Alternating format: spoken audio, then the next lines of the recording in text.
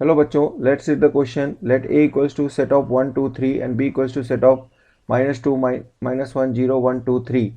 The probability of non decreasing functions from a to b is. देखो, इस question में हमें नॉन डिक्रीजिंग फंक्शन काउंट करना है. सबसे पहले हम क्या करते हैं, हम मान लेते हैं कि let e is the set of non decreasing function. Non decreasing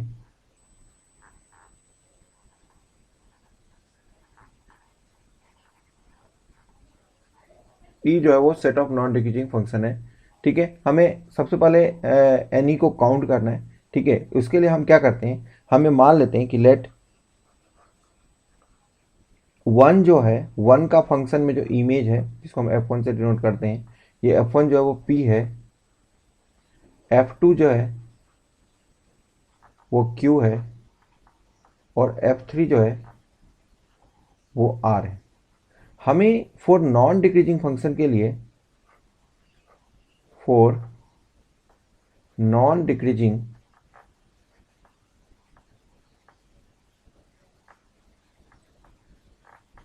for non decreasing function, non decreasing function के लिए क्या कंडीशन चाहिए कि जो p की वैल्यू है वो नॉन डिक्रीजिंग, दैट मीन्स क्या कि इंक्रीज ना करे, है ना, सॉरी डिक्रीज ना करे, दैट मीन्स या तो इंक्रीज करे या बराबर हो, है ना. नॉन डिक्रीजिंग मीन्स डिक्रीज नहीं करे, तो दैट मीन्स या तो वो इंक्रीज करे या बराबर हो, तो that means less than equals to q, less than equals to r. ठीक है, डिक्रीज नहीं होना चाहिए. ठीक है, तो डिक्रीज तभी नहीं होगा जब p जो है वो लेस देन q होगा, और लेस देन और इक्वल टू q होगा, और q जो है वो less than equal to r होगा. ठीक है ना. देखो, सिंपल सी बात है, नॉन डिक्रीजिंग का मतलब या तो वो इंक्रीज हो या इक्वल है ना, लेस नहीं होना चाहिए, है ना. यदि x1 x2 greater than x1 है तो y2 ग्रेटर देन और इक्वल टू y1 होनी चाहिए. ठीक है, तो सिंपल सी बात है, ये तभी सेटिस्फाई होंगे जब p less than equal to q less than equal to r होगा, जहां पे वेयर, ये तो यहाँ पे क्लियर ही है कि पी क्यू आर जो है वो बिलोंग करेगा सेट बी को, है ना. सेट बी दैट इज -2 -1 0 1 2 और 3, इन्हीं में से किसी कोई एक होगा पी क्यू आर की वैल्यू, है ना. तो अब सबसे पहले हम समझेंगे कि आखिर हम इसको कैसे काउंट करें, है ना. तो इसको काउंट करने के लिए हम एक अलग सिचुएशन समझते हैं. हम ये मान लेते हैं क्या कि लेट -2, लेट -2 बिलोंग्स टू जो b है ना, -2 जो सेट b में है ना, let -2 belongs to b related to related with, या रिलेटेड फ्रॉम लिख लेते हैं, related from n1 number of elements of set a, related from n1 number of n1 number of elements of set A. -2 जो B में set में belong कर रहा है वो रिलेटेड हो रहा है किससे, तो n1 नंबर ऑफ एलिमेंट से. किससे ये नहीं है, हम कितने नंबर से रिलेट हो रहा है ये हम मान लेते हैं कि वो तुम्हारा n1 number of elements of set A से रिलेट हो रहा है. ठीक है, क्योंकि यहाँ पे हमें ऐसा तो है नहीं कि एक एलिमेंट जो एक ही से रिलेट होंगे, है ना. -2 हो सकता है 1 से भी रिलेट हो और हो सकता है 2 से भी रिलेट हो सकता है 1 2 3 तीनों से -2 ही रिलेट हो, तो भी तो हो जाएंगे, तभी तो वो इनके नॉन डिक्रीजिंग ही कहलाएंगे. ठीक है ना. तो सिंपल सी बात है, हमें यहाँ पे ये मान लेते हैं कि -2 जो है वो n1 number of elements of set ए से रिलेट हो रहा है. ठीक है, ऐसे ही -2 के बाद -1. ठीक है, सिमिलरली -1 जो सेट बी में बिलोंग कर रहा है ना, -1 जो सेट बी में बिलोंग कर रहा है, रिलेटेड फ्रॉम, ऐसे ही सिमिलरली हम मान लेते हैं रिलेटेड फ्रॉम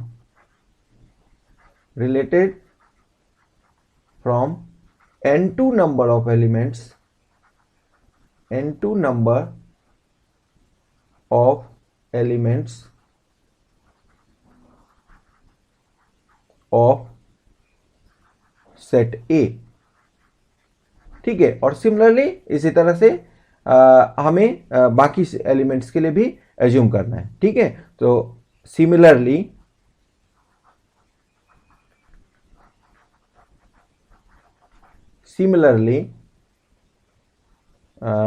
क्या क्या बच गया, 0 1 2 3। Similarly 0 1 2 3 belongs to set B related from n2 तो तक तो ले लिया था, तो n3 n4 n5 and n6 number of elements, n6 number of elements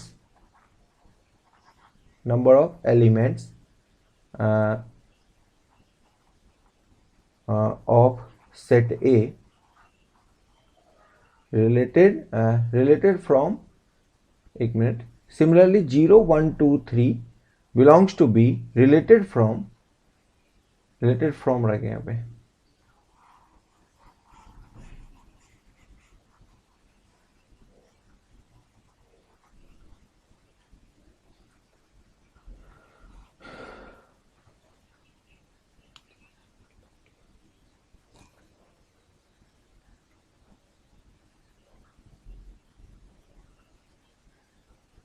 similarly 0 1 2 3 belongs to B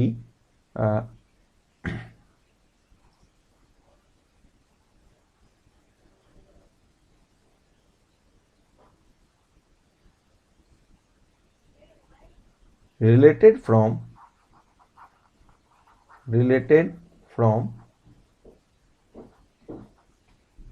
n3 n4 n5 and n6 number of elements, n6 number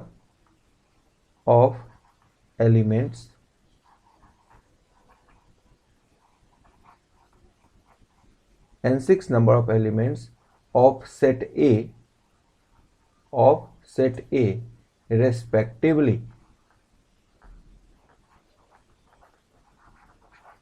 हमने ये मान लिया कि देखो हमने यहाँ पे n1 n2 n3 n5 n6 ये हमने ये मान लिया कि n1 नंबर ऑफ एलिमेंट्स जो हैं वो तुम्हारा -1 से रिलेट हो रहा है, n2 नंबर ऑफ एलिमेंट्स -2 था starting, n1 number of elements -2 से रिलेट हो रहा है, n2 नंबर ऑफ एलिमेंट्स -1 से रिलेट हो रहा है, n3 नंबर ऑफ एलिमेंट्स 0 से रिलेट हो रहा है, और इसी तरह से बाकी 1 2 3 के लिए भी हमने मान लिया है ना।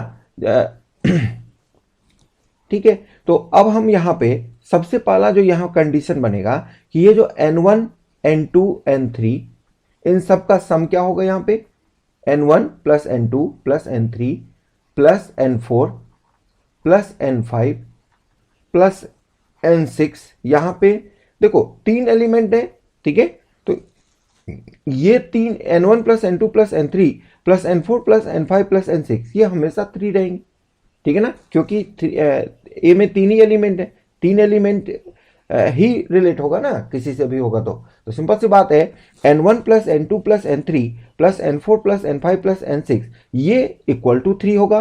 और n1 ये भी तो हो सकता है कि एक भी एलिमेंट से रिलेट ना हो, तो दैट मीन्स यहाँ पे n1 की जो वैल्यू है ना, n1 की जो वैल्यू है वो n2 की जो वैल्यू है वो n3 की जो वैल्यू है n4 की n5 की और n6 की, ये सारे वैल्यू जो है वो एक्चुअली ग्रेटर देन और इक्वल टू 0 हो सकता है ना।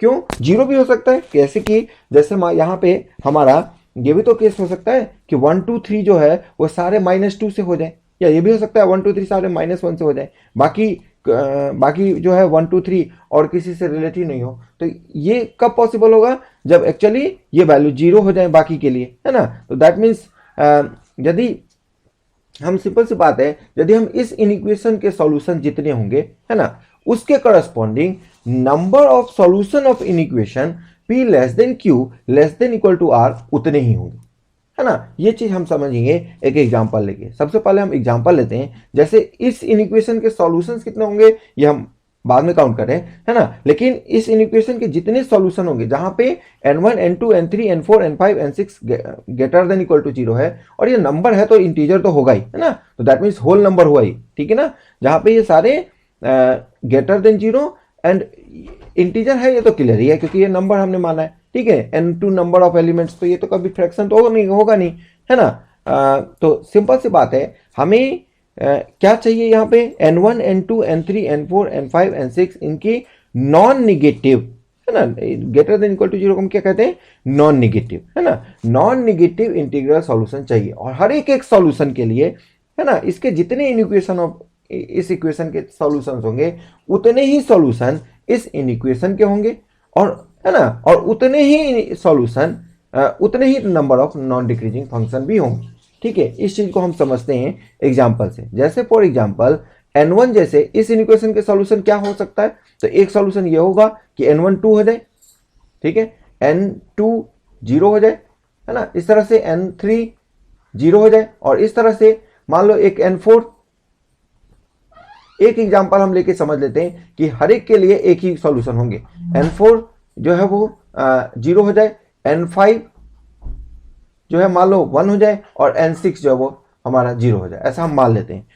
इसमें इस केस में हम सबसे पहले समझते हैं इस इक्वेशन के भी उतने ही एक ही सॉल्यूशन होंगे इसके करस्पॉन्डिंग। कैसे, तो देखो n1 2 का मतलब क्या हुआ कि n1 2 का मतलब हुआ कि n1 हमने क्या माना था कि जो -2 जो है, -2 कितने नंबर ऑफ एलिमेंट से रिलेट होते हैं वो हमने n1 माना था, ठीक है। तो इसका मतलब -2 जो है वो 2 नंबर से रिलेट होंगे, ठीक है। 2 नंबर किससे, तो सेट ए के 2 नंबर से, है ना। तो सिंपल सी बात है, वो पक्का है कि 1 2 से ही रिलेट होंगे, 1 और 2 से रिलेट होंगे, तभी तो उसका अगला नंबर जो है, देखो यहां पे 1 जो है, 1 जो कि एक्चुअली तुम्हारा n5 का वैल्यू है ना, n5 का वैल्यू 1, ठीक है। ये n5 का वैल्यू क्या है, n5 एक्चुअली तुम्हारा वो नंबर ऑफ एलिमेंट जो 2 से रिलेट है ना। ये तुम्हारा 2 से रिलेट जो जितने भी नंबर हैं वो n5 है, और n5 यदि 1 है तो इसका मतलब इससे एक एलिमेंट रिलेट होना है सेट ए का, ठीक है, जो कि जहां पे सेट ए में कितने एलिमेंट है, 1 2 3, एक एलिमेंट 2 से रिलेट होना है ना, और बाकी के 2 एलिमेंट्स जो है वो तुम्हारा, बाकी के 2 एलिमेंट्स जो तुम्हारा इस फर्स्ट एलिमेंट दैट मीन्स -2 से होना है ना, -2 से 2 एलिमेंट और 2 से एक एलिमेंट। तो सिंपल सी बात है, इसके करस्पॉन्डिंग एक ही वैल्यू होंगे, वो क्या होगा कि वो ये होगा कि P जो है, P की वैल्यू -2 हो, Q की वैल्यू भी -2 हो, और R की वैल्यू जो है वो तुम्हारा, R की वैल्यू जो है वो तुम्हारा क्या आ जाए, 2 आ जाए, तभी ये पॉसिबल होगा एक्चुअली। और इसके करस्पॉन्डिंग एक्चुअली यदि हम फंक्शन की बात करें, नॉन डिक्रीजिंग फंक्शन, वो भी एक ही होंगे, वो कौन सा होगा, तो वो ये होगा कि f1 जो है वो -2 हो जाए, f2 जो है वो -2 हो जाए, और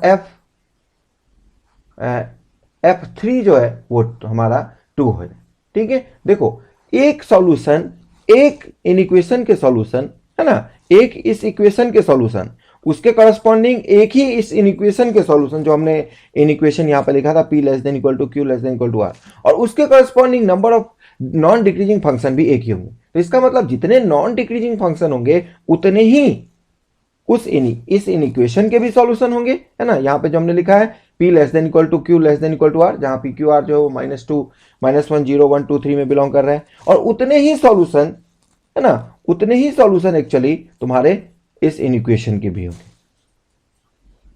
ठीक है। तो इसका सिंपल सी बात है, ये मीनिंग हो गया कि जितने नंबर ऑफ सॉल्यूशंस इस इक्वेशन के होंगे, तो अब इस इक्वेशन के कितने सॉल्यूशन होंगे, जहां पे n1 n2 n3 सारे इंटीजर भी हैं, है ना, और ग्रेटर देन इक्वल टू 0 भी है। तो हमें पता है नॉन निगेटिव इंटीग्रल सॉल्यूशन कितने होते हैं, ये हमें पता है, तो उसको हम डायरेक्टली अब लिख लेते हैं कि NE की जो वैल्यू है, जितने इसके सॉल्यूशन होंगे, सॉल्यूशन कितने होते हैं नॉन निगेटिव इंटीग्रल सॉल्यूशन इसके, तो n यहाँ पे 3 है, R हमें 6 है ना। तो सिंपल से बात n plus are minus 1 C r होता है, तो सिंपल से हम अप्लाई कर देंगे n plus are minus n यहाँ 3 है, r तुम्हारा 6 ग्रुप में डिवाइड करना, तो 6 हो गया, 6 माइनस 1 सी आर माइनस 1, ठीक है, आर यहाँ पे तुम्हारा 6 है, ठीक है, तो 6 माइनस 1, ठीक है। जितने ग्रुप में हमें डिवाइड करना होता है n plus are minus 1 C R minus 1 formula होता है, ठीक है। तो ये तुम्हारा क्या आ गया 3 प्लस 6 9 माइनस 1, ये हो गया 8 सी 5, और 8 सी 5 क्या हो जाएगा 8 सी 5 को कैलकुलेट कर लेंगे 8 factorial by 5 factorial into 3 factorial, ये तुम्हारा एनी काउंट हो गया।